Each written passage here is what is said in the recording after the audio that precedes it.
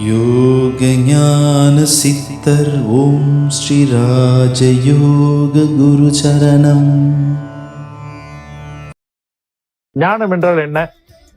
ஞானம் என்று சொல்லும்போது இறைவனால் நமக்கு அளிக்கப்படுகின்ற அறிவு, அந்த உணர்வை தான், அந்த நிலையை தான் ஞானம் என்று சொல்கின்றோம். அப்ப இந்த ஞான நிலை என்று சொல்லும் பொழுது ஞானத்தின் மூலமாக ஞானத்தின் மூலம் என்ன தெரியும் என்றால், ஞானத்தில் பல படித்தரங்கள் இருக்கின்றன. அதனால் நீங்கள் எந்த இடத்தில் மக்கள் யார் இடத்தில் எங்கு நன்மை பெற முடியுமோ, யார் மூலமாக என்ன நன்மைகளை பெற்றுக்கொள்ள முடியுமோ தாராளமாக பெற்றுக்கொள்ளலாம். ஆனால் இந்த சக்தி என்ற நிலை வரும்பொழுது, சக்திகள், சித்திகள், ஞான நிலைகள் என்று வரும்பொழுது வெறுமான கற்பனையின் மூலமாக அல்லது நம்ம ஆழ்மன பதிவின் மூலமாக வாழ்க்கையில நாம் மாற்றங்களை உருவாக்கி கொள்ள முடியும். வாழ்க்கையில மாற்றங்களை உருவாக்கி கொள்ள முடியும். அதன் மூலமாக வெற்றிகளையும் நாம் ஓரளவு வெற்றிகளை தேடிக்கொள்ள முடியும். அனுபவம் என்றால் என்ன? நான் இப்பொழுது அதை பற்றி நான் சொல்கின்றேன். 3 வகையாக பிரிக்கலாம்.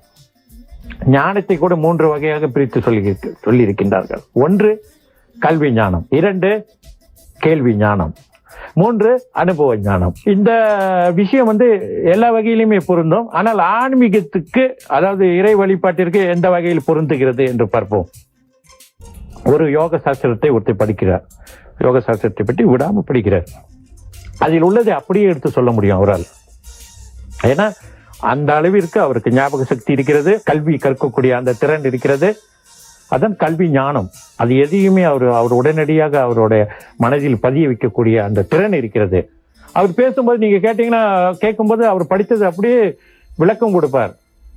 அந்த விளக்கத்தை நீங்க கேட்கும்போது அவர் அந்த நிலையை அடைந்திருப்பாரோ என்று கூட தோன்றும். இது கல்வி ஞானத்தினால் ஏற்படுவது. இன்னொன்று அனுபவ ஞானம், அதாவது கேள்வி ஞானம். கேள்வி ஞானம் என்பது ஒருவன் நல்ல அனுபவம் பெற்றவர் இடத்திலிருந்து கேட்டு தெரிந்து பேசக்கூடிய விஷயங்கள். இந்த கல்வி ஞானத்தின் மூலமாகவும் நாம் உண்மையான நிலையை உணர்ந்து அனுபவிக்க முடியாது. அதே போல் கேள்வி ஞானத்தின் மூலமாகவும் நாம் அந்த நிலையை உணர முடியாது, உணர்ந்து அனுபவிக்க முடியாது. அனுபவ ஞானம் பெற்றவரின் மூலமாக நாம் தெரிந்து கொண்டால்தான் நாம் அனுபவ ரீதியாக உணர முடியும். இது என்னுடைய சொந்த அனுபவம். வெறும் நம்பிக்கை என்பது வாழ்க்கையில் தேவை, தன்னம்பிக்கை, இறை நம்பிக்கை தேவை. ஆனால் இந்த தெய்வீக வழி என்று எடுத்துக்கொள்ளும் பொழுது, தெய்வீக விஷயங்கள் என்று எடுத்துக்கொள்ளும் போது, ஆன்மீக என்ற விஷயங்கள் எடுத்துக்கொள்ளும் போது வெறும் நம்பிக்கையால் நடக்காது. வெறும் கற்பனையால் நாம் எதையுமே சாதிக்க முடியாது. கற்பனையால் ஞானம் பெற முடியாது, கற்பனையால் சக்தி பெற முடியாது, சித்துகள் பெற முடியாது. நிச்சயமாக அந்த நிலை பெற்ற ஒரு வழிகாட்டியின் மூலமாக, ஒரு குருவின் மூலமாகத்தான் நான் பெற முடியும். யோக ஞான சித்தர் ஓம் ஸ்ரீ ராஜயோக குரு சரணம்.